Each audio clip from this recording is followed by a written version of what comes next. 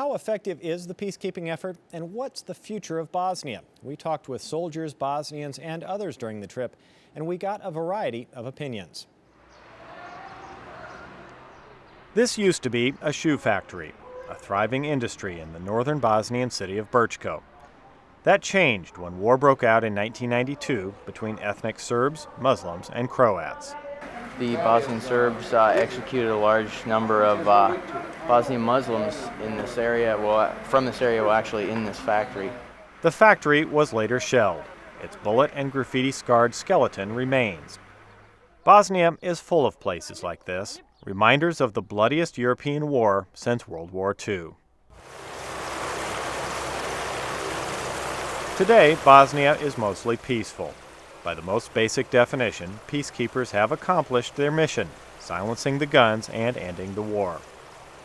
Now, the NATO stabilization force is dwindling. 60,000 soldiers in 1995, 12,000 today. Soldiers, Bosnians, and others have many questions and perspectives on the future of Bosnia.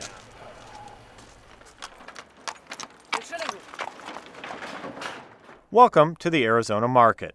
This plywood catacomb near Brčko used to be an ungoverned, lawless flea market. Peacekeepers and international organizations helped clean it up. Now it's a thriving shopping area, modernizing and working to put tax dollars back into local government. UNL professor Patrice McMahon visited the market in June. She says it's a positive sign of progress for Bosnia. That's the way capitalism does take off, and I would argue that's the way, in a sense, democracy takes off. It's a ground roots initiative of people getting together spontaneously, doing what they want to do, doing what they need to do, making money, learning about ownership, and then eventually capitalism starts, developing taxes and rules of the game and governance. McMahon's made several research trips to Bosnia. She's fascinated with underdogs, and there's little doubt Bosnia falls into that category. Half of all Bosnians are unemployed. Economic development has been slow. Farms are small, farming practices outdated. We ignored that economic development needed to come with, and even before, political development and forcing reconciliation and all these institutions. So, there's not really a lot of good news in terms of economic development. The country is worse off now than it was prior to the war. And what they have gotten instead of investment is international assistance, so you've created this very dependent mentality among a lot of the Bosnians. McMahon says another problem is a flawed governing structure that separates Bosnia into two regions, one controlled by Serbs, one controlled by Muslims and Croats, each with its own government and army. Anywhere where you have a place where the institutions don't work, people don't have jobs, any place could be ripe for conflict, and certainly with the multi-ethnic dimensions or the multi-ethnic history of Bosnia, you could see how you couldn't eliminate, or it would be hard to eliminate that distinct possibility in the future. McMahon is optimistic, though, that fighting won't resume in Bosnia, and that her favorite underdog will rebuild to the point of earning membership in the European Union. Snezhna Vukovic sees a half-empty glass. What does she think will happen once S4 leaves Bosnia? Pa šta misliš kad SPOR ode ili ako ode možda skoro, da li će to biti dobro ili loše i kakav će to imati utjecaj na situaciju? War start again here. She thinks the war will start again? Yeah. Vukovic, a 30-year-old Serb, has a job. She sells CDs and perfume from a stand in downtown Brčko. Jel ti dobro? Nisam. She's not happy with the job. Radila sam za SPOR, kako ću ovdje biti zadovoljna. She used to work with S4, and this is kind of this is not good after S4 because it's not really good money, but this is just something to do in the transition kind of.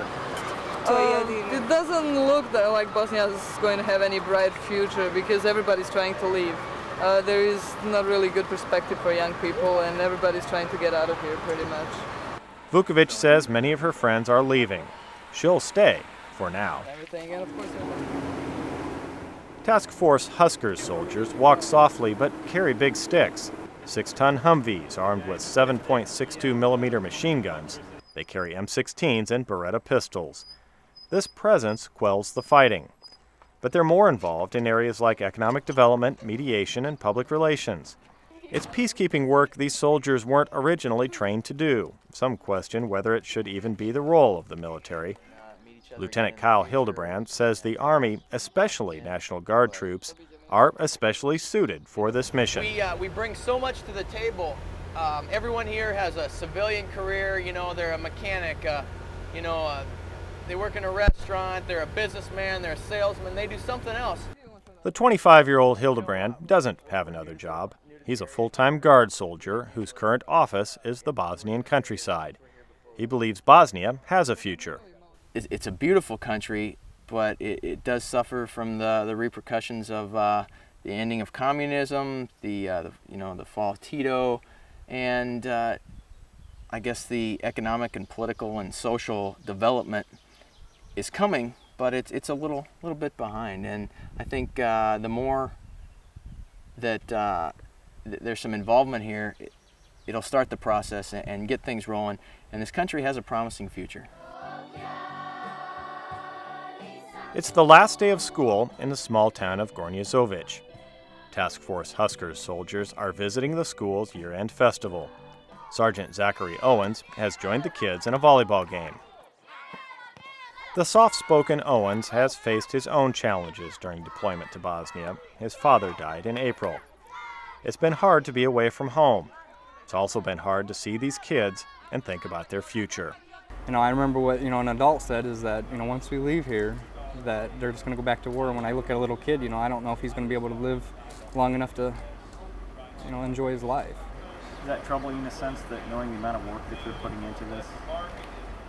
Yes and no to that. The reason I say that is yes, because right now they're having a happy life. There's no worries for them, anything happening to them right now.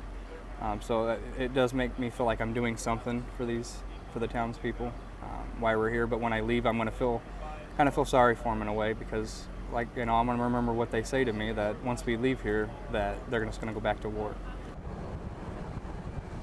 The soldiers of Task Force Huskers leave Bosnia this month, hoping that won't be the case. There's no timetable for the end of this mission, but sometime in the not-so-distant future, peacekeepers will be gone altogether. Then it's up to Bosnia to decide its own fate, make sure its tragic history doesn't repeat, and create a land where these are the only shots being fired. Task Force Huskers returned home last September.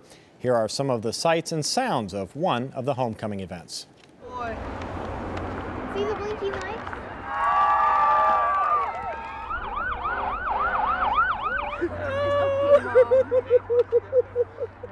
That's okay.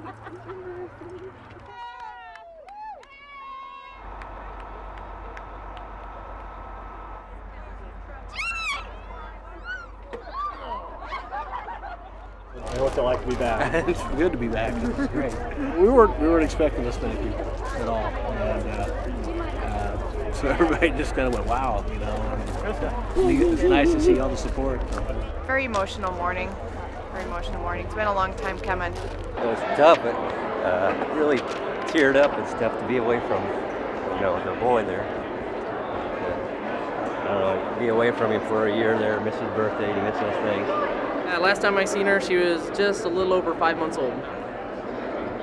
So I can't believe she's walking, talking a few words here and there, and last time I seen her, she's just getting ready to crawl.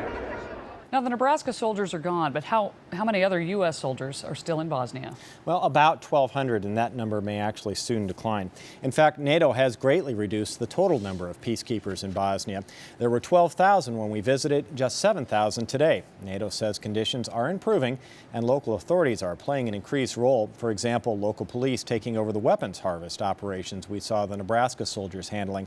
Many of the Bosnians we talked to, though, weren't looking forward to the day when the troops left, especially knowing that many suspected of war crimes were still at large, Jenna. All right. Thank you, Mike.